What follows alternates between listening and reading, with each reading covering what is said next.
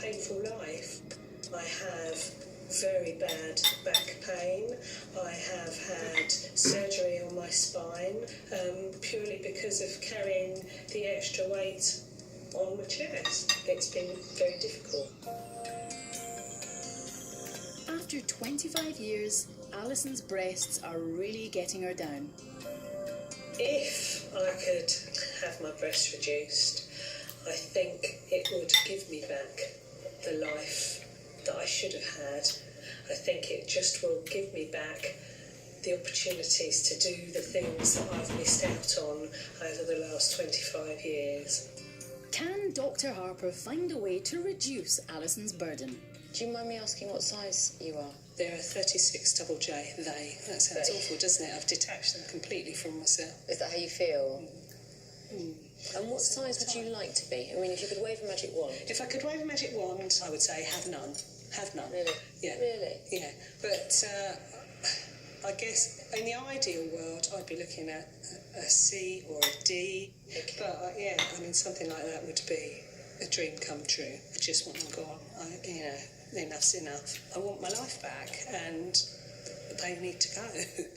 It's no wonder Alison has back problems. At 5 kilos, her breasts weigh 10 times the national average. That's like having a large baby permanently strapped to your chest. I mean, your breast tissue feels completely normal, totally healthy. There's just a bit too much of it. And I think, you are a perfect candidate for a breast reduction. You've put up with it for an awful long time. So I'm sure that the surgeons are going to be very keen to do something for you. Whether or not they'll achieve the CD cup, I don't know how much they will be able to reduce it, but they will definitely make it, both of them, significantly smaller. And I think we should just get the opinion. Yeah? Great. Yeah, that's fantastic. Grand. Thank you. Okay, put things back. Great. We'll catch up with Alison later. But remember, surgery isn't a quick fix. It's a serious operation with risks. Our doctors will only consider for extreme cases like Alison. We'll find out if the breast surgeon can lighten Alison's load later in the programme.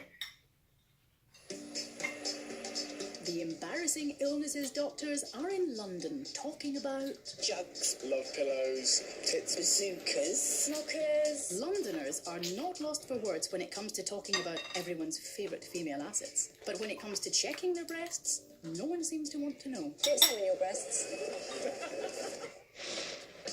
Breast cancer accounts for nearly 1 in 3 cancers in women.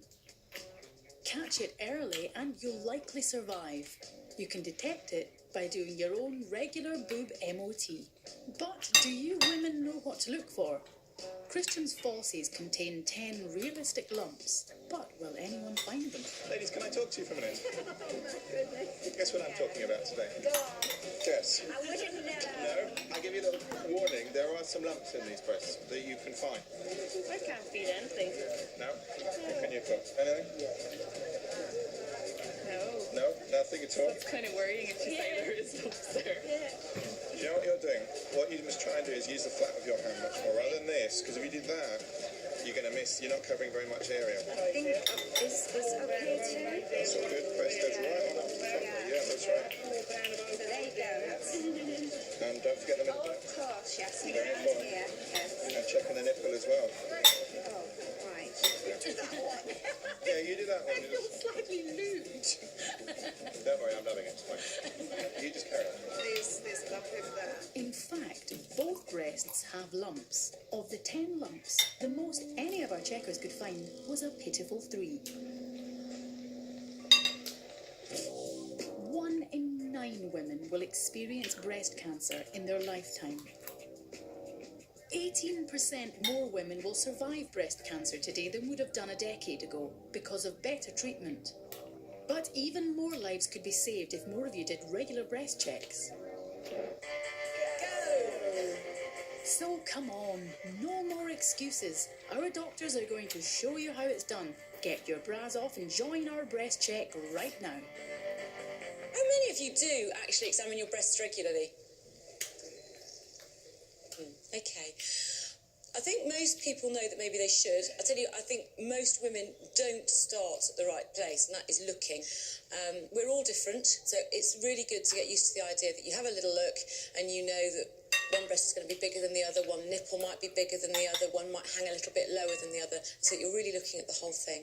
And important that you use the palm of your hand, so you're not prodding and poking with fingers, because it would be very easy to miss part of the breast then.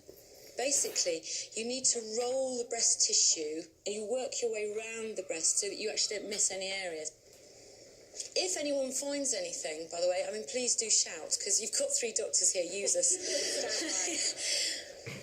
The other thing to remember is when you're examining a breast is it's not just what you automatically think of as your breast. In fact, breast tissue actually comes right up into the armpit. So important when you're examining a breast that you actually do come right up into the armpit, all right? And then obviously not forgetting the nipple area. I think the important thing about examining your own breast is not to get too hung up about whether you're doing it right or wrong. The issue is that you just need to be aware of what's normal for you.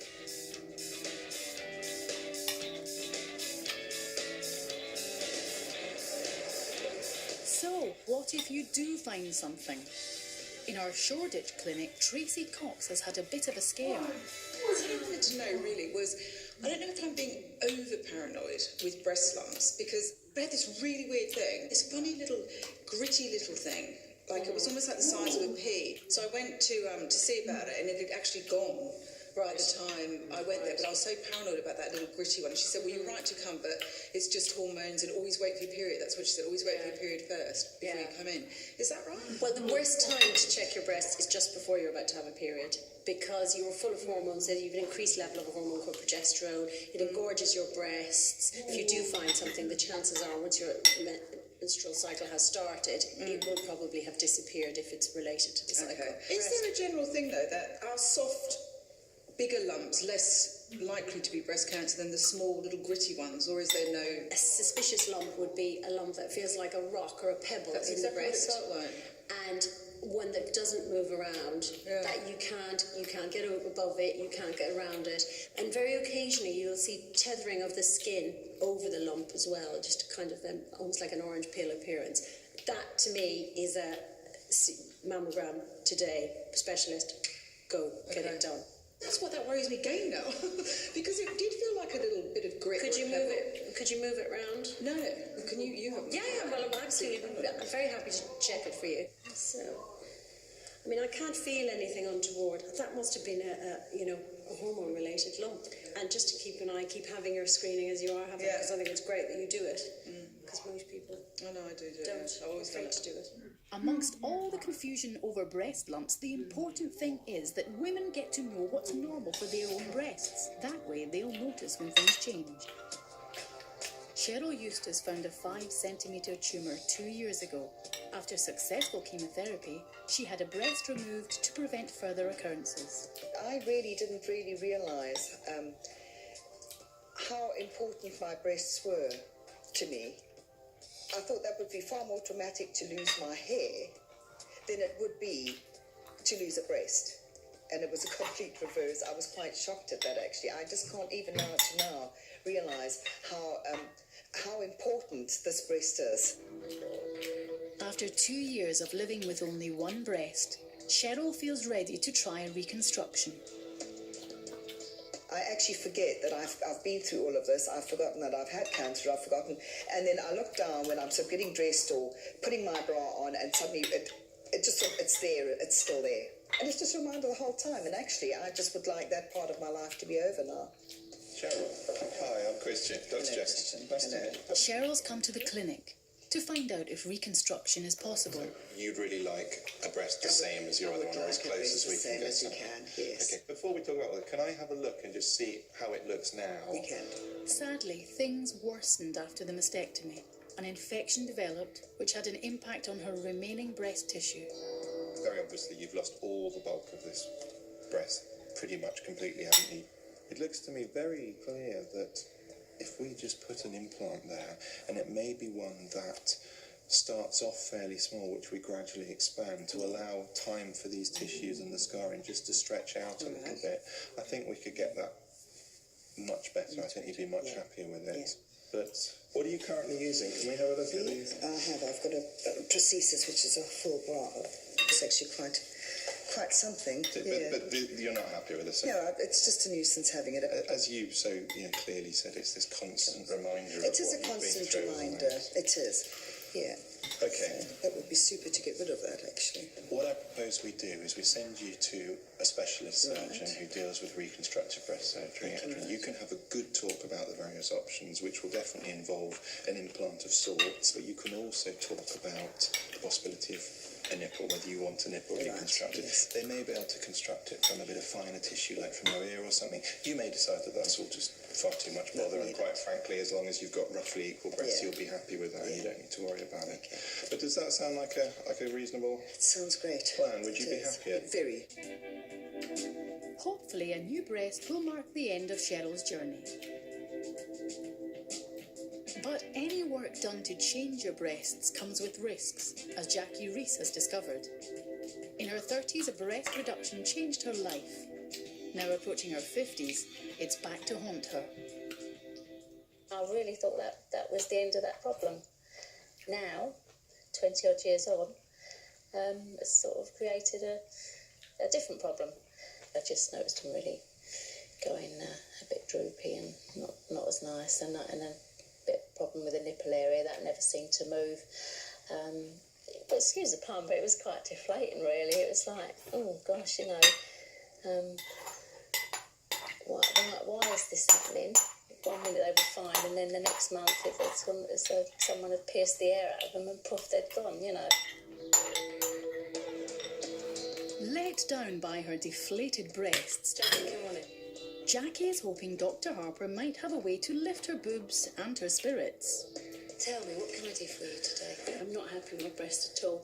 I feel as though the nipple has just been sort of plonked there as such, sort of just placed somewhere. It seems as though the nipple now is way too high. Okay, so they're making you unhappy. Anything else about them? They can be quite inverted as well. Not The nipples seriously, inverted? yeah, but Both of them? You go along and get the mammogram, it's absolutely nothing to worry about. So Jackie's flat nipples didn't indicate cancer, and she can go ahead with corrective treatment. Nipples come in all shapes and sizes. Don't be embarrassed about them. You need to know what's normal and what's not. Inverted nipples are often completely normal, especially if you've had it all your life, and in fact many men have inverted nipples. If you really don't like them, there is the option of some corrective surgery. Hairy nipples are really common, and more often than not, they are not an illness whatsoever. It can be due to your ethnicity or simply your parental heritage. But in some cases, it can be hormonally driven. If you have too much testosterone or an imbalance, it can make you more hairy. Third nipples are completely normal as well. They can happen in both men and women, and they're a sort of vestigial from evolution when we used to have rows of teats along our belly. If you have one, love your third nipple. It's what makes you special, and you don't need to do anything to it at all. But some things aren't normal. If you have eczema on your nipples, cracked nipples, or seeping nipples, it could simply be a skin problem, or it could be a sign of an underlying cancer, and you really should go and get it checked out by your GP. Remember, if you see any change at all in your nipples, make a doctor's appointment immediately. Given the all clear, Jackie can go ahead with cosmetic treatment to reshape her breasts.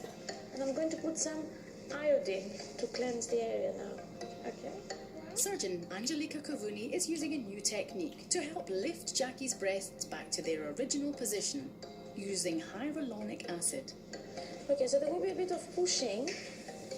This solution works like collagen filler. It will plump up the top of Jackie's breasts, meaning the nipples will end up lower down, back where they belong.